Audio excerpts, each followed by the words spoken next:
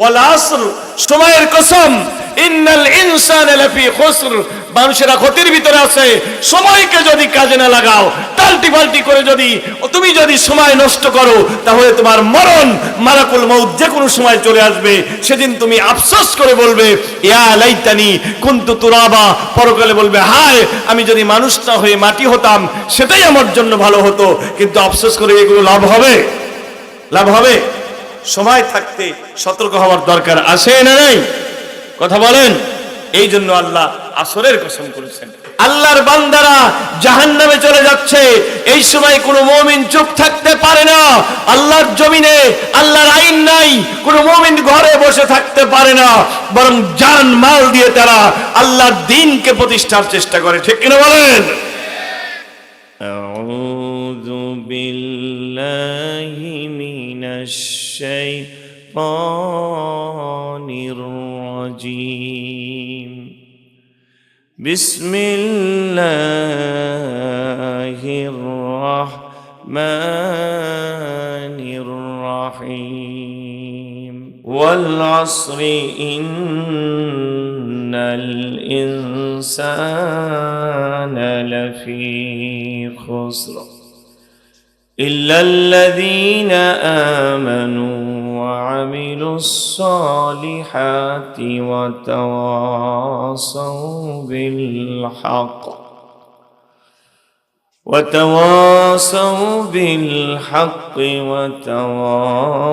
وتواصوا بالصبر. وعن شداد بن أوس رضي الله تعالى عنه قال قال رسول الله صلى الله عليه وسلم الكيس من دان نفسه وعمل لما بعد الموت والعاجز من أتبع نفسه هواها وتمنى على الله أو كما قال عليه الصلاة والسلام. وقال تعالى في شان حبيبه محمد إن الله وملائكته يصلون على النبي يا أيها الذين آمنوا صلوا عليه وسلموا تسليما. اللهم صل على سيدنا مولانا محمد وعلى آل سيدنا مولانا محمد. আপনাদের সামনে আমি একটি সূরা পড়েছি। কোন সূরা আপনাদের মনে আছে? সূরাতুল আসর। এটা কোরআন শরীফের 103 নম্বর সূরা। এই সূরার ভিতরে আয়াত আছে মাত্র 3টি। কয়টি?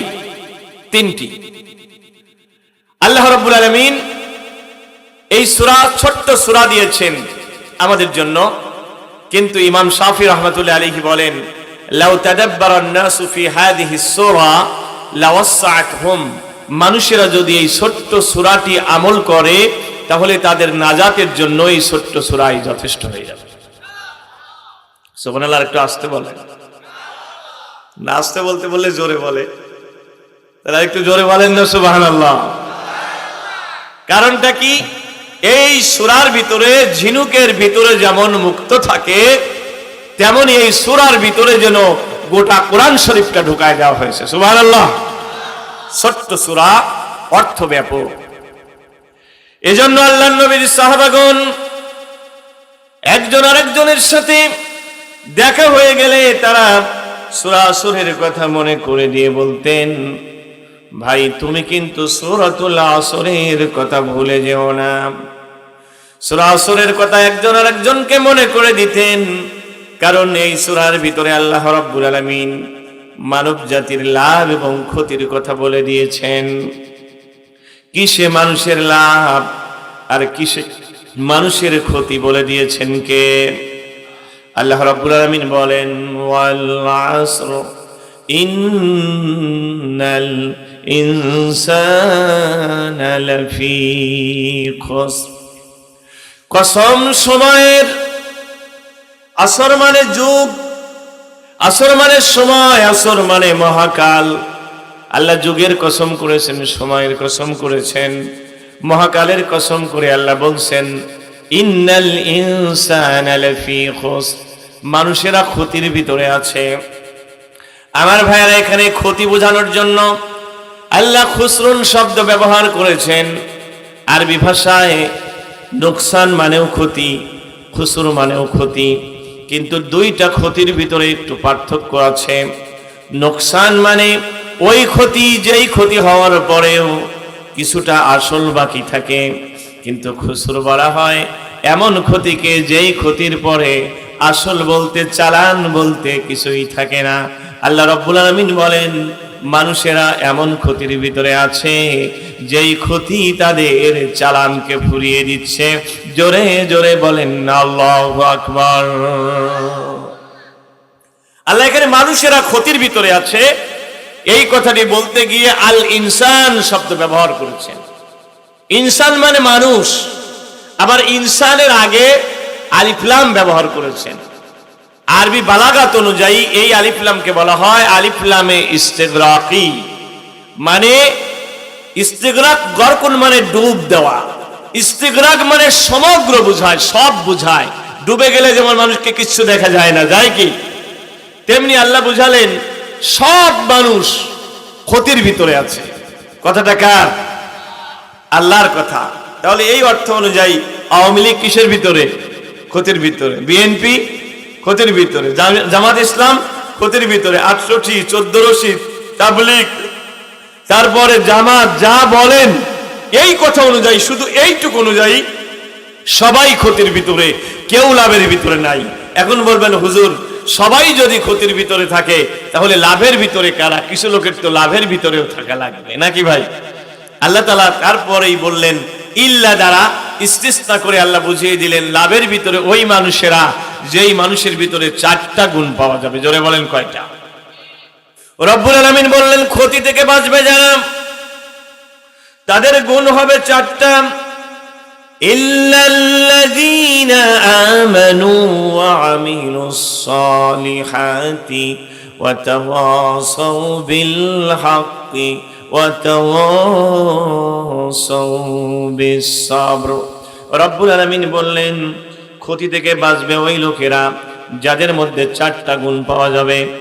1 নাম্বার ইল্লাল্লাযীনা আমানু, তারা হবে ঈমানদার, ওয়া আমিলুস সালিহাত, তারা ঈমানের কথা বলেই শুধু চুপ থাকবে না, ঈমানের সঙ্গে সঙ্গে আমলও করবে। আমাদের সমাজে অনেকেই আছে বলে হুজুর আমি নামাজ না পড়ি আমার ঈমান ঠিক আছে, বলে কিনা? কিন্তু আল্লাহ তাআলা তা বললেন না। আল্লাহ বললেন ঈমানের সাথে আমল লাগবে। কি লাগবে? কারণ বৃক্ষ তোমার নাম কি? ফলে পরিচয়। ফল যদি না ধরে ওই বৃক্ষের যেমন দাম নাই। যে ঈমান তোমাকে ফজরের জামাতে হাজির করতে পারলো না, যে ঈমান তোমাকে ঘুষ ছাড়াতে পারলো না, সুদ ছাড়াতে পারলো না, তোমার ঈমান আর ঈমান নাই, তোমার ঈমান চিটা হয়ে গেছে। ঠিক কিনা? 3 নম্বরে আল্লাহ বললেন ওয়াতাওয়াসাউ বিল হক। 3 নম্বরে তাদের গুণ হবে তারা নিজেই শুধু নেক আমল করবে না, একজন আরেকজনকে হকের জন্য উপদেশ দান করবে। সুবহানাল্লাহ বলেন। আল্লাহ কোরআন শরীফে বলেছেন ইয়া আইয়ুহাল্লাযীনা আমানু কু আনফুসাকুম ওয়া আহলিকুম নারা। হে ঈমানদারেরা নিজে জাহান্নামের আগুন থেকে বাঁচো, তোমার আহলকে বাঁচাও। হুকুম কার? আল্লাহ বলছেন এই জন্য ক্ষতি থেকে বাঁচতে গেলে 3 নম্বর তার দাওয়াতি কাজ করতে হবে। আল্লাহর বান্দারা জাহান্নামে চলে যাচ্ছে, এই সময় কোনো মুমিন চুপ থাকতে পারে না। আল্লাহর জমিনে আল্লাহর আইন নাই, কোনো মুমিন ঘরে বসে থাকতে পারে না, বরং জান মাল দিয়ে তারা আল্লাহর দ্বীনকে প্রতিষ্ঠার চেষ্টা করে। ঠিক কিনা বলেন? এই জন্য তাদের 3 নম্বর গুণ হবে তাওয়াসাউ বিল হক। সুবহানাল্লাহ। তারা পরস্পরকে উপদেশ দেবে হকে। কিসের? এখানে একটা জিনিস লক্ষ্য করার বিষয়, আল্লাহ তাআলা বললেন হকের জন্য পরস্পরকে উপদেশ দান করবে, হকের কথা বললেন। আল্লাহ কিন্তু বলেন নাই নামাজের কথা, বলছেন। আল্লাহ কিন্তু বলেন নাই রোজার কথা, আল্লাহ আলাদা করে যাকাতের কথা বলেন নাই। আল্লাহ এক শব্দে বলেছেন হকের দিকে দাওয়াত দিতে হবে, হকের উপদেশ দিতে হবে। এবং হকটা কি? আল্লামা আব্দুল্লাহ ইবনে আব্বাস বলেন আল হাক্কু হুয়াল কুরআন, হক মানে হচ্ছে কোরআনে কারীম। সুবহানাল্লাহ। ওর দাওয়াত হবে কোরআনের দিকে দাওয়াত। কার দিকে দাওয়াত? এখন বলেন তো, এই কোরআনের ভিতরে শুধু কি নামাজের কথা আছে, পর্দার কথা নাই? এই কোরআনের ভিতরে শুধু কি রোজার কথা আছে, সুদ খাওয়া যাবে না এ কথা নাই? এই কোরআনের ভিতরে খালি কি তাসবির কথা আছে, আল্লাহর দ্বীন আল্লাহর জমিনে কায়েম করতে হবে, রাষ্ট্র চলবে আল্লাহর হুকুমে, এ কথা কি নাই? আল্লাহ আব্দুল্লাহ ইবনে আব্বাস বলেন আল হাক্কু হুয়াল ইসলাম, হক হচ্ছে ইসলাম। ওই লোকটার দাওয়াত হবে খণ্ডিত দাওয়াত নয়, সামগ্রিকভাবে ইসলামের দাওয়াত। ও বলবে জমিন যার, আইন চলবে তার, এই দাওয়াত হবে। আচ্ছা বলেন তো, এই দাওয়াত দিলে আপনার পিঠে কি সালাবাদা লাগবে না? হ্যাঁ, এই দাওয়াত দিলে কি শুধু সবরি কলা খাওয়া লাগবে? শুধু কি সবরি কলা খাওয়া যাবে? এই দাওয়াত দিলে বিপদ আসে না নাই? রাসূলের উপরে বিপদ আসে নাই? হযরত নূহের উপরে বিপদ আসে নাই? ইব্রাহিমের উপরে বিপদ আসে নাই? অগ্নিকুণ্ডে নিক্ষেপ করা হয় নাই? তারা কি দাওয়াত দিয়েছিল? লা ইলাহা ইল্লাল্লাহ ওয়া লাকাদ বাসনা ফি কুল্লি উম্মাতির রাসূলা। সব রাসূলদেরকে আমি পাঠিয়েছিলাম, তারা একটাই কথা বলেছে আনিবুদুল্লাহ ওয়াজতানিবুত তাগুত, আল্লাহর দাসত্ব করো, তাগুতকে ছেড়ে দাও। তো এই দাওয়াত দেওয়ার কারণেই তো হযরত ইব্রাহিমকে অগ্নিকুণ্ডে নিক্ষেপ করা হয়েছে। এই দাওয়াত দেওয়ার কারণেই তো হযরত জাকারিয়াকে করাত দিয়ে দ্বিখণ্ডিত করা হয়েছে। এই দাওয়াত দেওয়ার কারণেই তো হযরত ইয়াহইয়াকে যৌবনকালে হত্যা করা হয়েছে। এই দাওয়াত দেওয়ার কারণেই তো আমার নবীকে রাতের অন্ধকারে মক্কা থেকে মদিনায় পালিয়ে যেতে হয়েছে। এই দাওয়াত দেওয়ার কারণেই তো আমার রাসূলের দামদান মুবারক শহীদ করা হয়েছে। এই দাওয়াতের কারণেই তো হযরত বেলালকে বুকে পাথর চাপায় দেওয়া হয়েছে। এই দাওয়াত দেওয়ার কারণেই তো বাংলার জমিনে আলেমদেরকে ফাঁসি দেওয়া হয়েছে। কথা বলেন না ঠিক কিনা? আল্লাহ এটাই বুঝাই দিলেন হকের দাওয়াত এত সোজা। এই জন্যই রব্বুল আলামিন 4 নম্বরে বললেন ওয়া তাওয়াসাউ বিস-সাবর, তাকে পরস্পরকে ধৈর্যের উপদেশ দেবে। কারণ হকের দাওয়াত দিলে পরে বিপদ আসে না নাই? কথা বলেন।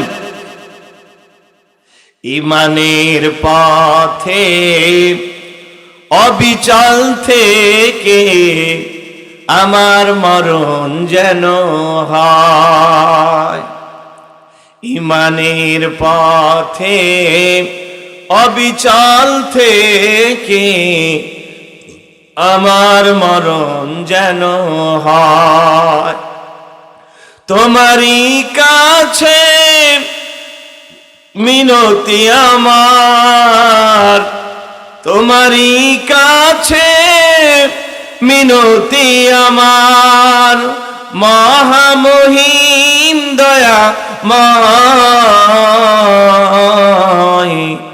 ঈমানের পথে অবিচল থেকে আমার মরণ যেন হয়।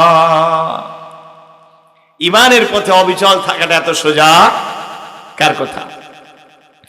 রব্বুল আলামিন বলেন আহসিবান নাসু আইয়ুতরাকু আইয়াকুলু আমান্না ওয়া হুম লা ইফতানুন। জোরে বলেন আল্লাহু আকবার।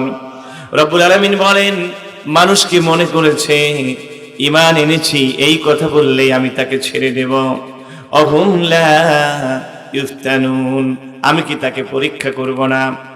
এরপরে আল্লাহ বলেন ওয়ালাকাদ ফাতান্নাল্লাযীনা মিন ক্বাবলিহিম, অথচ আমার নিয়ম ইতিপূর্বে যারাই চলে গেছে আমি তাদেরকে পরীক্ষা করছি। বলছেন কে? ফালা ইয়ালামান্নাল্লাহুল্লাযীনা সাদাকু, আল্লাহ বলেন আমি পরীক্ষা করে দেখেছি কারা ঈমানের দাবিতে সত্যবাদী। ওয়ালা ইয়ালামান্নাল কাযিবিন, আর আমি দেখেছি কারা ঈমানের দাবিতে মিথ্যাবাদী। সুবহানাল্লাহ, জিকির করে কিন্তু সুদ ছাড়ে না, আলহামদুলিল্লাহর জিকির করে, লা ইলাহা ইল্লাল্লাহর জিকির করে, নামাজও পড়ে, কিন্তু বনের জমি যারা ফাঁকি দিয়ে লিখে নেয় ওরা মুমিন না, ওরা মুনাফিক। ঠিক কি না? তাহলে পরীক্ষা আছে না নাই? ইমানের পরীক্ষা আছে। এই জন্য কাজ চারটা। কাজ কয়টা? চারটা কাজ: ইমান, আমল, হকের দাওয়াত আর ধৈর্য ধরা। ধৈর্য কাকে বলে এটা একটু বলা দরকার। ধৈর্য হচ্ছে তিনটি জিনিসের নাম। কয়টা? এক নাম্বার হচ্ছে আন মাহারিমিল্লাহ, সবরু আন মাহারিমিল্লাহ, আল্লাহর হারাম কাজ থেকে দূরে থাকার নাম ধৈর্য। কাজেই একজন মুমিন সে কোনোদিন বেগানা নারীর ছবি দেখতে পারে না, ঠিক না? একজন মুমিন কোনোদিন অশ্লীল গান দেখতে পারে না, একজন মুমিন কোনোদিন সুদ খাইতে পারে না, একজন মুমিন কোনোদিন ঘুষ খাইতে পারে না। এটার নাম ধৈর্য, ঠিক না? দুই নাম্বার যে আসবরু ফি তাআতিল্লাহ, আল্লাহর আনুগত্যের ভিতরে তাকে অটল অবিচল থাকা, এটাও ধৈর্য। সকালবেলা ফজরের নামাজে জামাতে শরীক হওয়া কিন্তু এত সোজা না। সোজা? এই যে শীতের দিন, এই শীতের দিন ওযু করা কঠিন না সহজ? সোয়াবও কম না বেশি? বেশি। যত ঠান্ডা তত সোয়াব। যতবার ওযু করবেন আপনার গুনাহগুলো ঝরে ঝরে পড়বে। সুবহানাল্লাহ বলেন। এটাও ধৈর্য। এটাও কি? ধৈর্য। আর তিন নম্বরে হচ্ছে আল্লাহ তাআলার ফয়সালার উপরে, তাকদীরের উপরে বিশ্বাস রাখা, তাকদীরে টিকে থাকা। আল্লাহর পথে বিপদ মুসিবত যাই আসুক না কেন আল্লাহকে ভোলা যাবে না।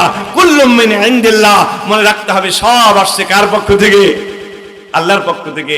সন্তুষ্ট চিত্তে রাজি খুশির সাথে এটাকে মেনে নেওয়ার নাম হচ্ছে ধৈর্য। এই ধৈর্যের দরকার আছে না নাই? ভাইরা আমার একটু মনোযোগ দেন। প্রিয় ভাইরা আমার, এবার আসলে একটু একটু করে তাফসীরের দিকে যাই। আল্লাহ রাব্বুল আলামিন চারটা আমলের কথা বলার আগে, ক্ষতির ভিতরে মানুষ আছে এই কথা বলার আগে আমার আল্লাহ কিন্তু একটা কসম করেছেন। আপনাদের কি মনে আছে? মনে আছে আপনাদের? আল্লাহ একটা কসম করেছেন, কি করেন নাই? কিসের কসম? বলেন না কেন কিসের কসম? আল্লাহ তাআলা কসম করেছেন সময়। আমার ভাইরা, এবার আপনাদের একটা কথা বলি, বলেন তো আল্লাহ আবার কসমের কি দরকার? ঠিক না? আমরা তো কাউকে একটা কথা বোঝানোর জন্য কসম করি, কারণ আমরা ছোট বড়কে, কথা বলেন না কেন, বড়কে, এই জন্য আমরা কসম করে বুঝাই ভাই আমি যদি মিথ্যা বলি আল্লাহ কিন্তু আমাকে ধরবেন। এই জন্য আমি আমার আল্লাহর নামে কসম করে বলছি আমি কাজটা করি না, ঠিক না? কারণ কি আমরা ছোট, বড়কে আল্লাহ। তা আল্লাহ যে কসম করেন, আল্লাহ কসম করেন কিসের? আল্লাহ কসম করেছেন এখানে সময়ের, আল্লাহ তিনের কসম করেছেন, জাইতুনের কসম করেছেন, সিনাই পর্বতের কসম করেছেন, মক্কা নগরীর কসম করেছেন, ঠিক কিনা? তাহলে এগুলো কি আল্লাহর চাইতে বড়? তিন, জাইতুন, মক্কা নগরী, সিনাই পর্বত, সময়, এগুলো কি আল্লাহর চাইতে বড়? আল্লাহ কসম করলেন যে। তাহলে বোঝা গেল আমাদের কসম আর আল্লাহর কসম একরকম নয়। আমার ভাইয়েরা, মুফাসসিরিনে কিরাম বলেন আমরা আল্লাহর নামে কসম করি এই জন্য কারণ আল্লাহ বড়, আমরা ছোট। কিন্তু আল্লাহ রাব্বুল আলামিন যখন কসম করেন তখন এই জন্য কসম করেন, তিনি কসম করে যা বুঝাতে চান তার বক্তব্যের সঙ্গে কসমকৃত জিনিসের দারুণ মিল রয়ে যায়। আরেকটু যদি ক্লিয়ার করি, আল্লাহ তাআলা সূরাতুত তিনের ভিতরে কসম করেন ওয়াত-তিনি ওয়াজ-যাইতুনি ওয়া তুরি সিনিনা ওয়া হাদাল বালাদিল আমিন। আল্লাহু আকবার। মুখস্থ আছে না নাই? তাহলে আমার সাথে একটু বলেন, বলেন তো সবাই। ওয়াত-তিন ওয়াজ-যাইতুন ওয়া তুরি সিনিন وهذا البلد الأمين لقد خلقنا الإنسان في أحسن تقويم। একটু জোরে বলেন না ভাই, আল্লাহু আকবার। আল্লাহ এখানে চারটি জিনিসের কসম করেছেন। চারটা জিনিসের কসম করে আল্লাহ বলছেন, লাকাদ খালাকনাল ইনসানা ফি আহসানি তাকওয়িম, আমি মানুষকে উত্তম আকৃতি দিয়ে সৃষ্টি করেছি। সুবহানাল্লাহ বলেন। মানুষের চাইতে সুন্দর কোন জিনিস আছে? আছে? তোমার সৃষ্টি যদি হয় এত সুন্দর, না জানি তাহলে তুমি কত সুন্দর, না জানি তাহলে তুমি কত সুন্দর। যে মানুষ মানুষের বেদনায় আজীবন কেঁদেছিল মদিনায়, সেই মানুষ যদি হয় এত সুন্দর, না জানি তাহলে তুমি কত সুন্দর, না জানি তাহলে তুমি কত সুন্দর। মারহাবা বলেন, একটু জোরে বলেন না ভাই, মারহাবা। আল্লাহকে সুন্দর, মানুষকে সুন্দর করে সৃষ্টি করেছেন কে? কে? আল্লাহ বলছেন আমি মানুষকে সবচাইতে সুন্দর করে সৃষ্টি করেছি। মানুষ যে সবচাইতে সুন্দর তার প্রমাণ দেখেন। মানুষকে আল্লাহ তাআলা এমন ভাবে সৃষ্টি করলেন, আপনি যদি কোনো একটা জিনিস খেতে চান তাহলে দেখেন এই জিনিসটাকে সামনে আনবেন, নাক দিয়ে নিঃশ্বাস নিয়ে দেখবেন, গন্ধ নিয়ে দেখবেন জিনিসটি পচা না ভালো, ঠিক কিনা? তারপরে চোখ দিয়ে দেখবেন, জবান দিয়ে খাইবেন। সুবহানাল্লাহ বলবেন না? এখন দেখেন, এটা যে আপনার নাকটা যদি হতো বগলের নিচে, কোথায়? আপনি যদি জিনিসটার গন্ধ নিতে যেতেন তাহলে বগলের গন্ধে অস্থির না, ঠিক না? আল্লাহ তো নাকটা বগলের নিচেও দিতে পারতেন, আল্লাহ দিলেন না, নাক দিলেন এমন জায়গায়। চোখটা যদি দিতেন পিঠে তাহলে কোনো জিনিস খাওয়ার সময় পিছনে নিয়ে যাওয়া লাগতো। আল্লাহ এমন ভাবে আপনাকে সৃষ্টি করলেন, জিনিস সামনে আনলেন, চোখ দিয়ে দেখলেন, নাক দিয়ে ঘ্রাণ নিলেন, মুখ দিয়ে খাইলেন। সুবহানাল্লাহ বলেন। আল্লাহ মানুষকে সৃষ্টি করেছেন। এই কথাটি বলতে গিয়ে রব্বুল আলামিন কসম করলেন, তিনের জাইতুনের কসম করলেন আল্লাহ রব্বুল আলামিন, মক্কা নগরীর কসম করলেন। এগুলোর কেন করলেন? কারণ হচ্ছে মানুষ যে সবচাইতে সুন্দর, মানুষের গঠন যে সুন্দর, মানুষের গঠন সুন্দর রাখার জন্য তিন, জাইতুন এবং মক্কা নগরীর সিনাই পর্বতের গুরুত্ব রয়েছে। সুবহানাল্লাহ বলেন। আরেকটু জোরে বলেন সুবহানাল্লাহ। ভাইরা আমার, আল্লাহ বললেন আমি মানুষকে সবচাইতে উত্তম গঠন দিয়ে সৃষ্টি করেছি। এই কথা বলতে গিয়ে আল্লাহ তাআলা তিন এবং জাইতুনের কসম করলেন। আধুনিক বিজ্ঞান প্রমাণ করছে তিন এবং জাইতুনের সঙ্গে মানুষের উত্তম গঠনের সুন্দর সম্পর্ক রয়েছে। আমি বুঝিয়ে দেই, এই যে আমরা যৌবনকালে শক্তি কম পাই না বেশি পাই, কিন্তু 40 বছরের পরে চামড়াগুলো ঢিলা হয় কি হয় না? চোখের শক্তি কমে যায় কি যায় না? কাঁচা চুল পাকা হয়ে যায়, চামড়া টান, চামড়া ঢিল হয়ে যায়। কেন হয়ে যায়? বিজ্ঞানীরা বলেন মানুষের মস্তিষ্ক থেকে বিভিন্ন হরমোন নির্গত হয়, তার ভিতরে একটা হরমোন, এই হরমোনের কারণে আমরা যৌবন থাকি, যুবক থাকি। কিন্তু মানুষের বয়স যখন 40 বছর হয়ে যায় তখন ওই হরমোনটা নিঃসরণ বন্ধ হয়ে যায়, ধীরে ধীরে মানুষ যুবক থেকে বৃদ্ধ হয়ে যায়। জাপানের একজন বিজ্ঞানী তিনি গবেষণা করে দেখলেন তিন এবং জাইতুন এটা যদি বিশেষ একটা নিয়মে খাওয়া হয় তাহলে 40 বছরের পরেও মানুষের যৌবন ঠিক থাকে। আল্লাহ তাআলা তিন এবং জাইতুনের কসম এমনি করেন নাই, কারণ আছে। সুবহানাল্লাহ। কিন্তু উনি বললেন, দেখলেন যে তিন এবং জাইতুন ফলকে একটা বিশেষ নিয়মে খাওয়া লাগবে, একটা বিশেষ নিয়মে। সেটা হচ্ছে তিন ফল খাবে 10টা, একটা তিন ফল খাবে একটা, আর জয়তুন ফল 10টা। এই নিয়মে বিশেষ পদ্ধতিতে খাওয়া লাগবে। আধুনিক বিজ্ঞান প্রমাণ করছে যে তিন ফল একটা, জয়তুন ফল 10টা। এরও একটা সূত্র আল্লাহ কোরআন শরীফে দিয়েছেন। আল্লাহ কোরআনের ভিতরে তিন শব্দটা একবার ব্যবহার করেছেন, কিন্তু জয়তুন শব্দটি 10 বার ব্যবহার করেছেন। 10টা জয়তুন, একটা তিন, এই সূত্র আল্লাহ কোরআনে দিয়েছেন। সুবহানাল্লাহ বলেন। তিন এবং জয়তুনের কথা বলে আল্লাহ মানুষের গঠনের কথা বললেন। আল্লাহ তাআলা তারপরে অতুরি সিনিন, সিনাই পর্বতের কথা বলে মানুষের গঠনাকৃতির কথা কেন বললেন? কারণ সিনাই পর্বতের আল্লাহ তাআলার নূরের তাজাল্লিতে এটা সুরমায় পরিণত হয়ে গেছে। ওই সুরমা মানুষের চোখে লাগালে চোখ ভালো থাকে কি থাকে না? আল্লাহ মক্কা নগরীর কসম করলেন কি জন্য? কসম করলে এই জন্য, মক্কায় আল্লাহ এমন রহমত এবং বরকত দিয়ে ভরে দিয়েছেন, অসুস্থ মানুষ হজ করার জন্য মক্কায় যায়, কিন্তু ওখানে যায় ভালো হয়ে যায়। সুবহানাল্লাহ বলবেন না? আর একটু জোরে বলবেন না সুবহানাল্লাহ? আমার এক বন্ধু রাজশাহী ইউনিভার্সিটির টিচার, ওনার হজে যাওয়ার নিয়ত করেছে, কিন্তু যাওয়ার আগে টেস্ট করে দেখে পিত্তথলিতে পাথর হয়েছে, মাত্র বাকি আছে আর 10 দিন। উনি বললেন এই 10 দিনের মধ্যে আমি যদি অপারেশন হই তাহলে হজে যাওয়া আমার জন্য কঠিন হয়ে যাবে। আমি আল্লাহর উপরে ভরসা করে হজে যাব, দেখি আমার কি হয়। উনি আল্লাহর উপর ভরসা করে হজে গেলেন। উনি বললেন আমি মক্কায় যাওয়ার পরে আল্লাহকে বললাম, আল্লাহ তোমার এই কুদরতের নিদর্শন জমজম, যেটা তোমার কুদরতের নিদর্শন হিসাবে হযরতে ইসমাইলের পায়ের আঘাতে অথবা জিব্রাইলের পাখার আঘাতে এই জমজম কূপের তৈরি, এর পানি খাদ্য এবং পানীয় দুটোই তোমার রাসূল বলেছেন এর মধ্যে শিফা রয়েছে। আল্লাহ এর বিশ্বাস করে আমি এই জমজমের পানি খেলাম, তুমি আমার অসুখ ভালো করে দাও। উনি বলেন আমি হজ থেকে যখন ফিরে আসলাম, আল্লাহর কসম পরীক্ষা করে দেখি আমার পিত্তথলিতে আর পাথর নাই। এই জন্য আল্লাহ মক্কা নগরীর কসম করেছেন। জোরে বলেন না সুবহানাল্লাহ?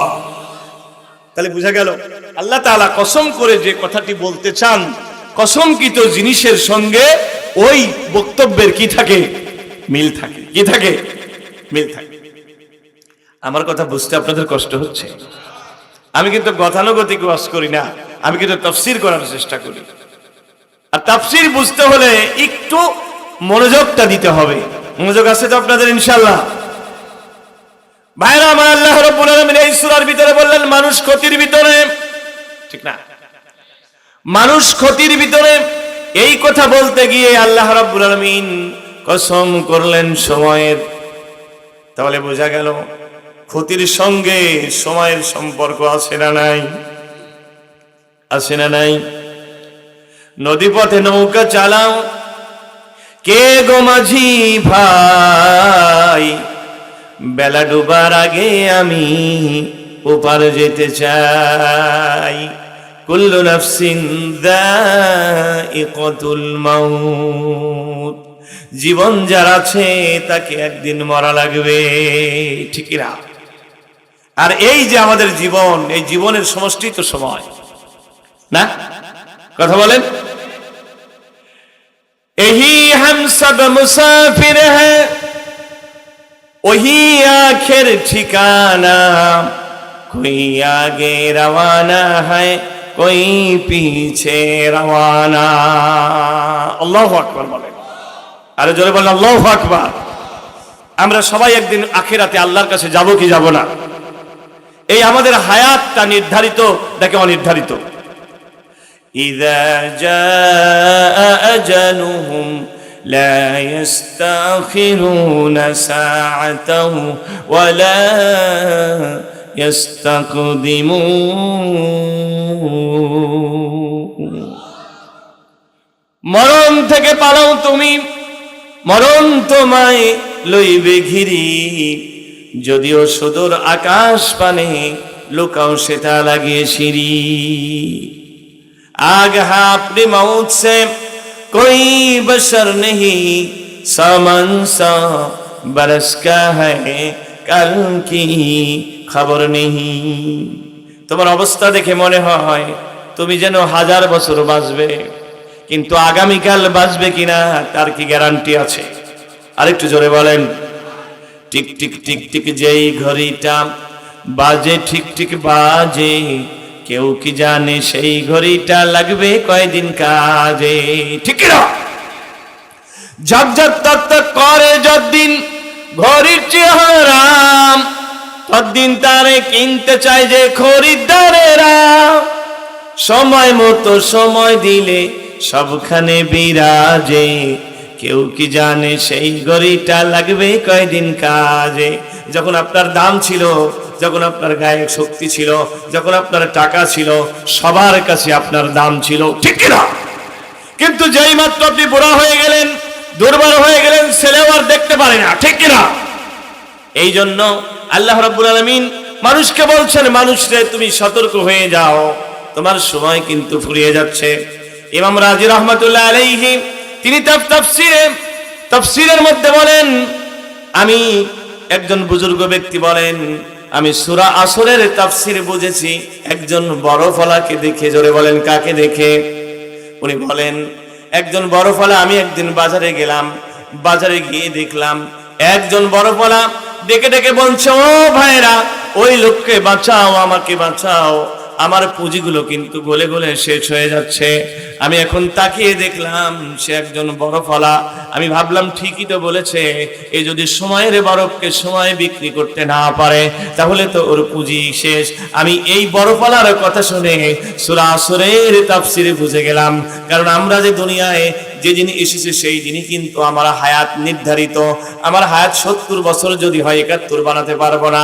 আমার হায়াত যদি হয় 70 দিন 71 দিন বানাতে পারবো না। হায়াত যদি হয় 70 সেকেন্ড, আমি 70 সেকেন্ডই বাঁচবো। এই জন্য আল্লাহ তাআলা আসরের কসম করে বললেন, ও মানুষরে, তোমার সময় কিন্তু ফুরিয়ে যাচ্ছে, সময় থাকতে তুমি পরকালের জন্য প্রস্তুত হও। আল্লাহু আকবার বলেন, জোরে বলেন আল্লাহু আকবার। আল্লাহ তাআলা এই জন্য বুঝালেন, ওয়াল আসর, সময়ের কসম, ইন্নাল ইনসানা লাফি খুসর, মানুষেরা ক্ষতির ভিতরে আছে। সময়কে যদি কাজে না লাগাও, টাল্টি পাল্টি করে তুমি যদি সময় নষ্ট করো, তাহলে তোমার মরণ, মালাকুল মউত যে কোনো সময় চলে আসবে। সেদিন তুমি আফসোস করে বলবে, ইয়া লাইতানি কুনতু তুরাবা, পরকালে বলবে, হায়, আমি যদি মানুষ না হয়ে মাটি হতাম, সেটাই আমার জন্য ভালো হতো। কিন্তু আফসোস করে এগুলো লাভ হবে? লাভ হবে? সময় থাকতে সতর্ক হওয়ার দরকার আছে না নাই? কথা বলেন। এই জন্য আল্লাহ আসরের কসম করেছেন। আরেকবার জোরে বলেন না সুবহানাল্লাহ। আপনারা সাদ্দাদের নাম শোনেন নাই? সাদ্দাদ, দুনিয়ায় একজন মানুষ দুনিয়াতেই বেহেশত বানানোর চেষ্টা করেছিল, তার নাম কি? কথা বলেন। সাদ্দাদ। সাদ্দাদ যে যুগে এসেছিল ওই যুগের নবী ছিলেন হযরতে হুদ। কোন নবী? হযরতে হুদ। হুদ আলাইহিস সালাম বললেন, সাদ্দাদ, তুমি আমার দ্বীন মেনে নাও, তুমি লা ইলাহা ইল্লাল্লাহ কালেমা মেনে নাও। সে বলছে যে লা ইলাহা ইল্লাল্লাহ কালেমা মানলে লাভ কি? নবী বললেন যে তোমাকে আল্লাহ জান্নাত দেবে, বেহেশত দেবে। সে বলল, জান্নাতে কি আছে? কয়, হুর আছে, জান্নাতের ভিতরে সুন্দরী রমণী আছে, জান্নাতে সোনা দানা আছে, হীরা জহরত মণি মাণিক্য গুলো আছে, সেখানে যা চাইবে তাই পাবে। কয়, তাই নাকি? তাহলে এই সোনা দানা মণি মাণিক্য এবং হুর দিয়ে আমি একটা জান্নাত নিজেই বানাবো। নাউজুবিল্লাহ বলেন। অহংকারের পতন আছে না নাই? ক্ষমতার মালিক কে? আমাদের দেশেও তো একজন বলেছিল 41 সাল পর্যন্ত আর নামবো না। কথা বলেন, থাকতে পারছে? 45 মিনিটের সময় পাই নাই। কুলিল্লাহুম্মা মালিকাল মুলক, আল্লাহ বলেন রাজত্বের মালিক আমি আল্লাহ। তুতিল মুলকা মান তাশাউ, যাকে খুশি রাজত্ব দেই। ওয়া তানজিউল মুলকা মিম্মান তাশাউ, যার কাছ থেকে খুশি রাজত্ব আমি কেড়ে নেই। পখের ফকিরউদ্দিনকে ফখরুদ্দিন বানায় দেই, আবার এরশাদকে জেলের ঘানি খাওয়াই। কথা বলেন। খালেদাকে জেল খাটাই, আবার হাসিনাকে দেশ ছেড়ে পালিয়ে যেতে বাধ্য করি। মালিক কে? ক্ষমতার দম্বর শেষ আছে না নাই? আছে। সে বলে আমি বেহেশত বানিয়েই নেব। সে শুনল আল্লাহর জান্নাতের ভিতরে নাকি হীরা মাণিক্য আছে। এজন্য রাজ্যের যত সোনা দানাগুলো ছিল সব সোনা দানা কালেকশন শুরু করলো। সে শুনেছিল আল্লাহর জান্নাতের ভিতরে নাকি হুর আছে। এই জন্য সুন্দরী নারীদেরকে ধরে ধরে তার জান্নাতের মধ্যে, তার বেহেশতের এক একটা হুর বানানোর জন্য সে ধরে আনতে লাগলো। একজন বুড়িমার কাছে গেছে। বুড়িমার সোনা দানাগুলো যখন কেড়ে নিচ্ছে, বুড়িমা বলছে, ও সাদ্দাদ, আমি একজন বুড়া মানুষ, আমার সোনা তুমি নিও না, মজলুমের কথা তুমি শোনো। ফাইন্নাহা লাইসা বাইনাহু ওয়া বাইনাল্লাহি হিজাবুন, মজলুম যখন আল্লাহকে ডাকে, মজলুম এবং আল্লাহর মাঝে কোনো পর্দা থাকে না। সাদ্দাদ রে, আমি মজলুম, আমি কিন্তু দোয়া করছি, তুমি যদি আমার সোনা দানা নাও, ওই বেহেশতে তুমি ঢুকতে পারবা না। আল্লাহু আকবার। আমি মজলুম, আমি দোয়া করছি, তুমি ঢুকতে পারবা? সাদ্দাদ তারপরে জোর করে নিল। এবার 20 বছরের বেশি সময় ধরে জান্নাত বানালো, বেহেশতের মধ্যে সব গাছ বৃক্ষরাজি সোনা দানা বালাখানা দিয়ে সুন্দরী নারী দিয়ে বেহেশত ভরে ফেললো। এবার যখন বেহেশত তৈরি হয়ে গেল, সাদ্দাদের গোয়েন্দারা বলছে, ও সাদ্দাদ, আপনার বেহেশত রেডি। সাদ্দাদ এবার 10,000 সৈন্যবাহিনী নিয়ে সামনে 6টা ঘোড়া নিয়ে বেহেশত উদ্বোধন করার জন্য যাচ্ছে। ইতিহাস বলে, এই যে বর্তমানে যেই দেশটি আছে, দেশের নাম হচ্ছে জর্ডান। এই জর্ডানের এডেন বিমানবন্দরের পাশে, সেখান থেকে 7 মাইল দক্ষিণ পশ্চিমে গেলে পারে একটা এলাকা পাওয়া যায়। অনেকেই বলছে ওই এলাকাটাই ছিল সাদ্দাদের বেহেশতের এলাকা। এডেন বিমানবন্দর থেকে 7 মাইল দক্ষিণ পশ্চিমে যে এলাকা, অনেকেই বলছে এটা ছিল সাদ্দাদের বেহেশতের এলাকা।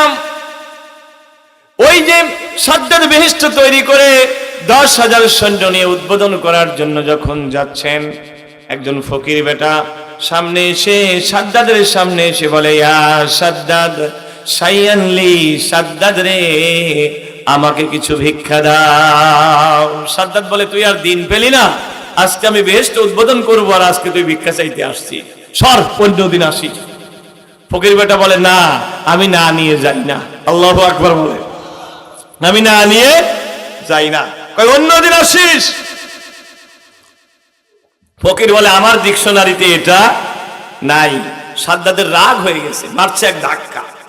যেই ধাক্কা দিতে লাগছে অমনি ফকিরটা ঘোড়ার লাগাম ধরে একটা ঝাঁকুনি মারছে। ঘোড়াম লাগাম ধরে যখন ঝাঁকুনি দিয়েছে, সাদ্দাদের মনে হলো তার কলিজাটা যেন কেঁপে উঠেছে। আল্লাহু আকবার বলেন। তাকিয়ে দেখে ফকির না, এ মালাকুল মউত। মালাকুল মউত আমরা যাকে বলি আজরাইল আলাইহিস সালাতু ওয়াস সালাম। এবার সাদ্দাদ থরথর করে কাঁপা শুরু করেছে। ফকিরকে বলে যে, মালাকুল মউত আজরাইল, তুমি আজকে আসলা, আমাকে তুমি একটু নিস্তার দাও, আমি আমার জান্নাতটা শুধু একবার দেখবো। মালাকুল মউত বলে যে, আমার ডিকশনারিতে এটা নাই। ইজা জাআ আজালুহুম লা ইস্তাখিরুনা সাআতাও ওয়া লা ইস্তাকদিমুন। মরণের চিঠি যখন আসে, একটু আগেও আসে না, পরেও আসে না, যেখানেই থাকো। ওই যে গল্পে বলে, লক্ষিন্দার নাকি লোহার সিন্ধুকের মধ্যে ছিল, সেখানেও সর্প গেছে। তেমনি তুমি যেখানেই থাকো, সেখানেই ওয়ালাউ কুনতুম ফি বুরুজিম মুশাইয়াদা, সীসা ঢালা প্রাচীরের মধ্যেই যদি যাও, সেখানেও আজরাইল যাওয়ার ক্ষমতা রাখে কি রাখে না? আল্লাহু আকবার বলে। এবার বারবার কাকুতি বিনতি করে, আমাকে এক নজর শুধু আমার বেহেশতটা দেখতে দাও। মালাকুল মউত বলে, আমার ডিকশনারিতে নাই। এবার সাদ্দাদের জানটা কবজ করে নিয়ে যাওয়া হলো। সাদ্দাদ কিন্তু বেহেশত দেখতে পারলো না। ও আমার ভাইরা, আমরা অনেকেই মনে করেছি দাঁড়িয়ে আর একটু পাকুক তারপরে নামাজ ধরবো, ঠিক না? অনেকেই মনে করেছি এই বিল্ডিংটা শেষ হোক তারপরে হজে যাব। কথা বলেন, হজ ফরজ না সুন্নাত? আরেকটু জোরে বলেন। আল্লাহ রাসূল বলেন, যার সামর্থ্য আছে, মান কানা লাহু সাআতুন, মান কানাত লাহু সাআতুন ফালাম ইয়াহুজ্জু মাতা ইয়াহুদিয়ান আও নাসরানিয়ান আও কামা ক্বালা আলাইহিস সালাতু ওয়াস সালাম। রাসূল বলেন, কারো যদি হজ করার সামর্থ্য থাকে, তাহলে যদি হজ না করে, ইহুদি হয়ে মারা যাক বা নাসারা হয়ে মারা যাক, আমি রাসূল তার কোনোই যায় আসে না। তাহলে আমাদের মধ্যে অনেকেরই হজ ফরজ, কিন্তু বলে বিল্ডিং কমপ্লিট না করে হজে যাব না, এমন মানুষ আমাদের সমাজে আছে না? যদি বলা হয় আল্লাহর রাস্তায় দান করো, ভাই কয় আমার হাত শর্ট, ঠিক কিনা? কথা বলেন। কিন্তু এখনই যদি কিডনিটা নষ্ট হয়, 5 লাখ টাকা নাই। রাসূল বলেন, আস-সাদাকাতু তারুদ্দুল বালা, দান সদকা করলে বালা মুসিবত দূর হয়ে যায়। দূর করে দেয় কে? আমার ভাইরা, যদি নামাজের কথা বলা হয়, তাহলে অনেকেই বলে হুজুর বয়স হোক। যদি বলা হয় দাড়ি রাখো না কেন, কয় বয়স হোক। বলেন, দাড়ি রাখার কি বয়স আছে? দাড়ি রাখার কি বয়স আছে? আল্লাহ রাব্বুল আলামিন বলেন, ইয়া আইয়ুহাল্লাযীনা আমানু দুখুলু ফিস সিলমি কাফা ওয়া লা তাত্তাবিউ খুতুওয়াতিশ শাইতান ইন্নাহু লাকুম আদুউম মুবিন। রব্বুল আলামিন বলেন, হে ঈমানদারেরা, ইসলামের ভিতরে পরিপূর্ণ রূপে দাখিল হয়ে যাও। আর তোমরা মুসলমান না হয়ে কিন্তু মরো না। সুবহানাল্লাহ। তাহলে মরণ কি আমার হাতে? মরণ কি আমার হাতে? মরণ কার হাতে? তাহলে আল্লাহ যে বললেন মুসলমান না হয়ে মরো না, আল্লাহর কথা দ্বারা তো বাহ্যিক ভাবে বোঝা যায় মানে মরণ মনে হয় আমার হাতে। না ভাইরা, এই কথার ভিতরে আল্লাহ রাব্বুল আলামিন বুঝাচ্ছেন, ও ঈমানদারেরা, সব সময় তোমরা আল্লাহর হুকুমের কাছে মাথা নত করে দাও, কমপ্লিটলি সারেন্ডার করে দাও। আল্লাহর নবী যা বলেছেন, রাসূল যা বলেছেন, কোরআন যা বলেছেন, এই ব্যাপারে আমার কোনো বক্তব্য নাই। রাসূল দাড়ি রাখতে বলেছেন দাড়ি রাখবো, রাসূল নামাজ পড়তে বলেছেন নামাজ পড়বো, রাসূল বলেছেন সুদ খাওয়া যাবে না সুদ খাবো না, রাসূল বলেছেন বনের জমিগুলো বনকে দিতে হবে তাদের দিয়ে দেব, রাসূল বলেছেন ঘুষের সাথে সম্পর্ক রাখা যাবে না, আমি মুসলমান ওর ধারের কাছেও যাবে না, এর নাম হচ্ছে মুসলমান। কথা বলেন না ঠিক কিনা? কথা বলেন। এই জন্য রব্বুল আলামিন আসরের কসম করে বললেন, তুমি সব সময় মৃত্যুর জন্য তৈরি থাকো, তোমার মরণ কিন্তু যে কোনো সময় চলে আসবে। এই বাড়িতে তুমি চিরকাল থাকবে না।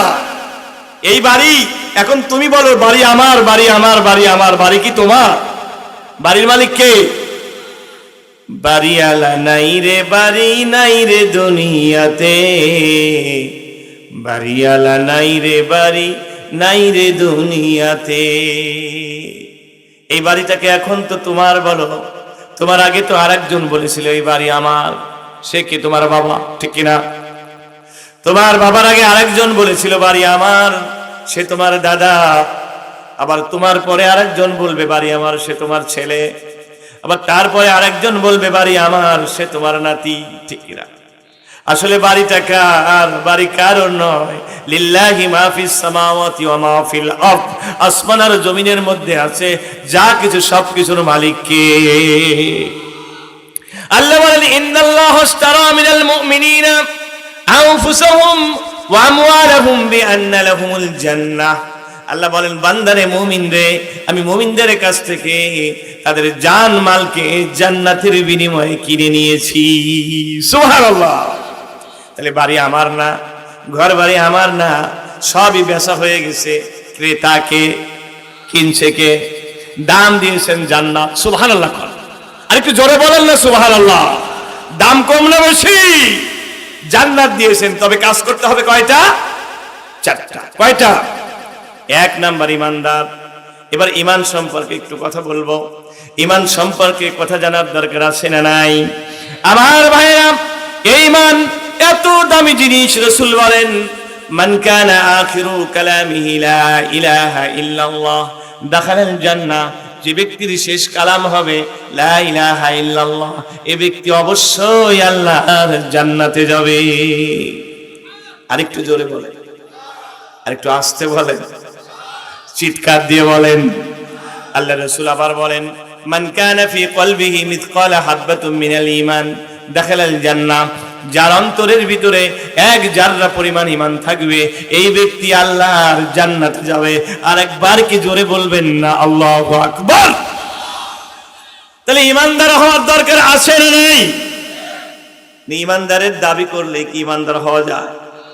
কার কথা? রব্বুল আলামিন বলেন ওয়া মিনান নাসি মান ইয়াকুলু আমান্না বিল্লাহি ওয়া বিল ইয়াউমিল আখির ওয়া মা হুম বিমুমিনিন। সবাই দুই হাত তোলেন, আরেকবার লিল্লাহি তাকবীর। কার কথা? আল্লাহ রাব্বুল আলামিন বলছেন মানুষের ভিতরে অনেকেই আছে যারা মুখে ঈমানের দাবি করে, ঈমান নাই। ঈমান কার কথা? তাহলে কেন তারা দাবি করে? আল্লাহ বলছেন ইউখাদিউন আল্লাহ, ওরা ঈমানের দাবি করে আল্লাহকে ধোঁকা দিতে চায়। ওয়াল্লাযীনা আমানু, আর তারা ঈমানদারদেরকে ধোঁকা দিতে চায়। কারণ ঈমানের দাবি না করলে তো মসজিদ কমিটির সভাপতি হওয়া যাবে। কথা বলেন। ঈমানের দাবি না করলে তাহলে তো গোরস্থানের সভাপতি হওয়া যাবে না, মাদ্রাসার সভাপতি হওয়া যাবে না। ঈমানের দাবি না করলে 90% মুসলমানের দেশে তো ভোটও পাওয়া যাবে না, ঠিক কি না? এই জন্য অনেক মুনাফিক আছে যারা ঈমানের দাবি করে, আসলে ঈমানদার তারা নয়। বলছেন কে? তাহলে ঈমানদার কারা? জানার দরকার আছে না নাই? বলবেন কে? আল্লাহ রাব্বুল আলামিন সূরাতুল হুজুরাতের ভিতরে কোন সূরা? কোন সূরা? সূরাতুল হুজুরাতের ভিতরে ঈমানদারদের পরিচয় দান করছেন। আল্লাহ রাব্বুল আলামিন বলছেন, ইন্নামাল মুমিনুনাল্লাযীনা আমানু বিল্লাহি ওয়া রাসূলিহি সুম্মা লাম ইয়ারতাবু ওয়া জাহাদু বিআমওয়ালিহিম ওয়া আনফুসিহিম ফি সাবিলিল্লাহ উলাইকা হুমুস সাদিকুন।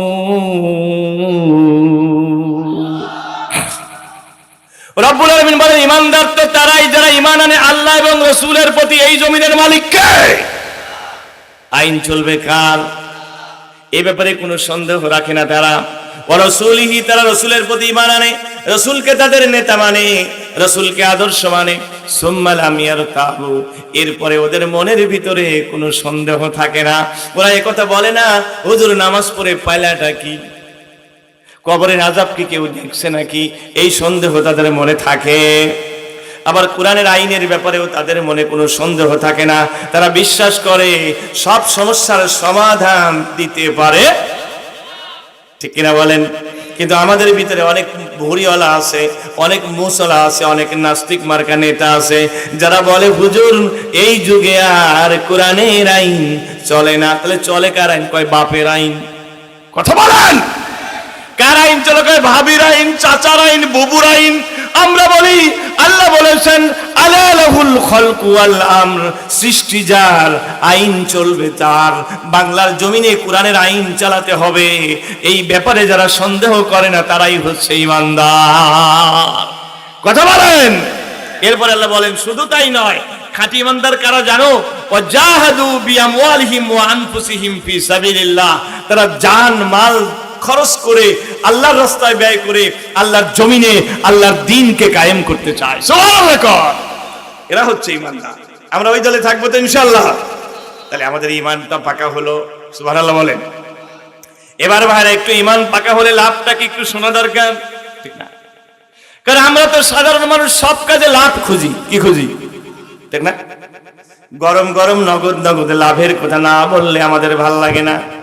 এবার আপনাদেরকে ঈমানের লাভের একটা হাদিস শোনাই, ভাল লাগবে ইনশাআল্লাহ।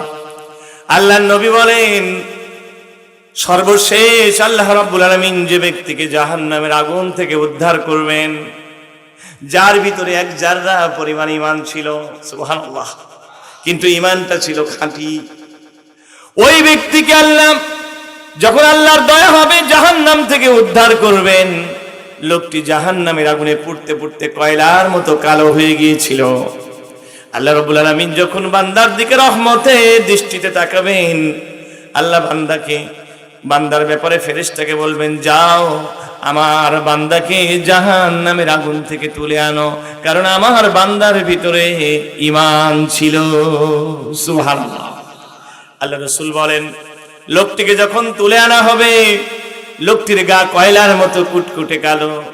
আল্লাহ তাআলা ফেরেশতাদেরকে বলবেন, যাও যাও আমার বান্দাকে জান্নাতের ঝর্ণা থেকে গোসল করাও। রাসূল বলেন, এই ব্যক্তিকে যখন জান্নাতের ঝর্ণা থেকে গোসল করানো হবে, লোকটির চেহারা পূর্ণিমার চাঁদের চাইতে উজ্জ্বল হয়ে যাবে। এবার আল্লাহ রাব্বুল আলামিন বান্দাকে ডেকে বলবেন, ও আমার বান্দা, তুমি আমার কাছে কি চাও বলো।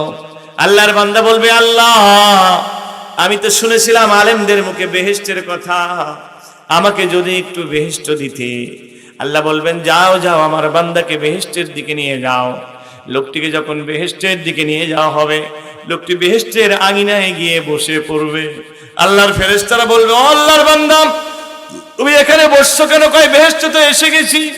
ফেরেশতারা বলবে, না না, আর একটু আগাও, দেখো আল্লাহ তোমার জন্য কি দিয়েছে। লোকটি আবার একটু আগায় গিয়ে বসে পড়বে। যেই কথা আল্লাহ কোরআনে বলেছে, অসিকাল্লাযীনা তাকাউ রাব্বাহুম ইলাল জান্নাতি যুমারা, জান্নাতীদেরকে ধাক্কাতে ধাক্কাতে জান্নাতের দিকে নিয়ে যাওয়া হবে। এবার যখন লোকটিকে জান্নাতের মধ্যে নিয়ে যাওয়া হবে, লোকটি জান্নাতের নিয়ামত দেখে পাগল হয়ে যাবে। আল্লাহ আমার মতো গুনাহগারকে তুমি এত বড় জান্নাত দিয়েছো। রাসূল বলেন, এই লোকটিকে এই দুনিয়ার 10 গুণ জান্নাত দেওয়া হবে। যেই জান্নাত দেওয়া হবে সেই জান্নাতটা হবে এই গোটা দুনিয়ার 10 গুণ। সুবহানাল্লাহ। আপনি কি ভাবতে পারছেন? ভাবতে পারছেন? তাহলে কোন দিকে চলছেন আপনি? কিসের দিকে চলছেন?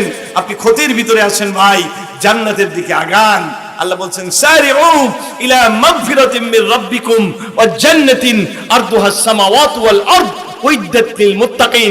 তোমরা দৌড়াও, প্রতিযোগিতা করে দৌড়াও আমার ক্ষমার দিকে, আমার জান্নাতের দিকে, যেই জান্নাতের প্রশস্ততা আকাশ আর জমিনের সমান। জোরে বলেন না সুবহানাল্লাহ। এত বড় জান্নাত আল্লাহ তাআলা মুমিন বান্দাদেরকে দিবেন। সুবহানাল্লাহ। তাহলে ঈমানের লাভ আছে না নাই? এবার বলেন তো, শুধু কি ঈমানের দাবি করলে হবে? কথা বলেন। নামাজ লাগবে কি লাগবে না? নামাজ সুন্নাত না নফল? নামাজ না পড়লে কি ঈমান থাকে? বাইনাল আবদি ওয়া বাইনাল কুফরি তারকুস সালাম। মুমিন আর কাফিরের মধ্যে পার্থক্য নামাজ। সুবহানাল্লাহ। কোন ফতোয়া কি আমার না রাসূলের? আরে জোরে বলেন। ফতোয়া কি মোল্লার না আল্লাহর?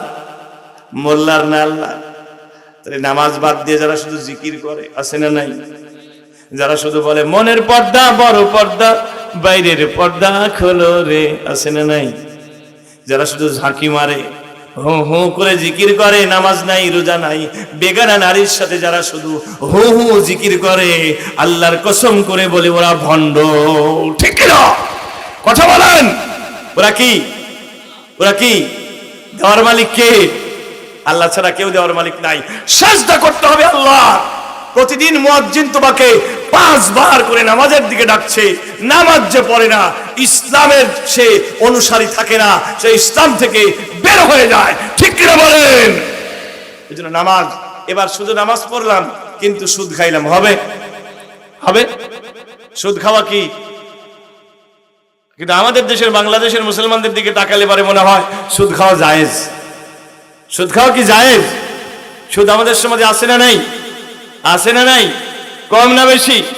গ্রামীণ ব্যাংক, আশা, কারিতাস, অন্যান্য সোনালী জনতা ইত্যাদি যে ব্যাংকগুলো আছে, এই ব্যাংকের সাথে কারবার আমরা করি কি করি না? আল্লাহ বলছেন ইয়া আইয়ুহাল্লাযীনা আমানু যারু মা বাকিয়া মিনার রিবা ইন কুনতুম মুমিনিন। হে ঈমানদারেরা, যদি মুমিন হয়ে থাকো সুদের পাওনা ছেড়ে দাও। হুকুমটা কার? রাসূল বলেন সুদের সর্বনিম্ন গুনাহ নিজের মায়ের সঙ্গে জিনা লিপ্ত হওয়া। কিন্তু বাংলাদেশের মুসলমানেরা এখনো সুদের সাথে মুবতালা, সুদের মধ্যে জড়িত। লাআনা রাসূলুল্লাহ সাল্লাল্লাহু আলাইহি ওয়াসাল্লাম আকিলার রিবা ওয়া মুকিলাহু ওয়া কাতিবাহু ওয়া শাহিদাইহি। আল্লাহর রাসূল 4 শ্রেণীর মানুষকে সুদের কারণে লানত করেছেন। যারা সুদ খায়, যারা সুদ দেয়, যারা সুদ লেখে, যারা সুদের সাক্ষী থাকে, তাদের উপরে লানত দিয়েছেন আল্লাহ, আল্লাহর রাসূল। কথা বলেন না ঠিক কি না? তাহলে কোন মুসলমান সুদ খাইতে পারে? আপনারা সুদি কারবার করেন না তো? কারা কারা ব্যাংকে থেকে সুদি প্রতিষ্ঠান থেকে টাকা তোলেন? একটু হাত তুলে দেখেন তো। কেউ নাই? একজন আছে, আল্লাহর ওলি একজন আছে। সব আর উনি বলছে সবাই আছে। তাহলে আরো আল্লাহর ওলি আছে নাকি? কেউ নাই? আমরা কেউ সুদি ব্যাংকে থেকে সুদি কারবার থেকে টাকা তুলবো না ইনশাআল্লাহ বলি। ইনশা।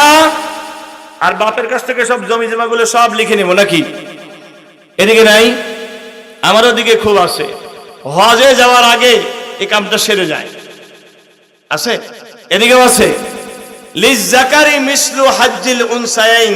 মেয়ে যতটুকু পাবে ছেলে পাবে তার ডবল। এই হুকুমটা কার? ছেলে পাবে ডবল, মেয়ে পাবে অর্ধেক। হুকুম তো দিয়েছে কে? এতটুকুর পরে আল্লাহ ডাবল দিয়েছে, তারপরে হয় না। মেয়েদেরকে বঞ্চিত করে হাজী সাহেব সব লিখে দিয়ে মক্কায় হজ করতে যায়। এরকম হাজী এদিকে আছে না নাই? আর যাওয়ার আগে, হজে যাওয়ার আগেই মনে করে কাজটা সেরে দিয়ে যায়। কারণ সে তো ভালো করে জানে যে হজে গেলে নাকি জীবনের সব গুনাহ মাফ। কথা তো সত্যি, কিন্তু যদি তোমার ভিতরে অপরের হকদারের হক নষ্ট করো, তাহলে তোমার নামাজ, তোমার রোজা তোমাকে বাঁচাতে পারবে? অনেকেই আছে বুড়া বাবাকে ফাঁকি ঝুঁকি দিয়ে চিকিৎসা করার কথা বলে গিয়ে টিপসই দিয়ে সব লিখে নেয়। আছে না নাই? এই লোকটার নামাজ রোজা কোনো কাজ হবে? কোনো কাজ হবে না। ইবাদত কবুল হওয়ার জন্য 3টা শর্ত। 1 নাম্বার রিজিক হওয়া লাগবে হালাল। কি হওয়া লাগবে? হালাল। 2 নাম্বার ইবাদত হতে হবে আল্লাহ আল্লাহ রসুলের তরিকায়। 3 নাম্বার ইবাদত হতে হবে আল্লাহর জন্য। কাজেই রাসূলুল্লাহ এই পর্যায়ে একটা হাদিস বলেন যে সুম্মা যাকারা রাজুলান, আল্লাহ রসুল এক ব্যক্তির কথা বলেন, ইয়াতুলুস সফরা, যে লম্বা সফর করে মক্কায় গিয়েছে, ইয়ামুদ্দু আলাইহি ইলাস সামা, আকাশের দিকে দুইটা হাত তুলেছে, ওয়া হুয়া ইয়াকুলু ইয়া রাব্বি ইয়া রাব্বি, হাত তুলে আল্লাহর কাছে বলছে হে আমার রব, হে আমার রব, রব্বানা আতিনা ফিদ দুনিয়া হাসানা।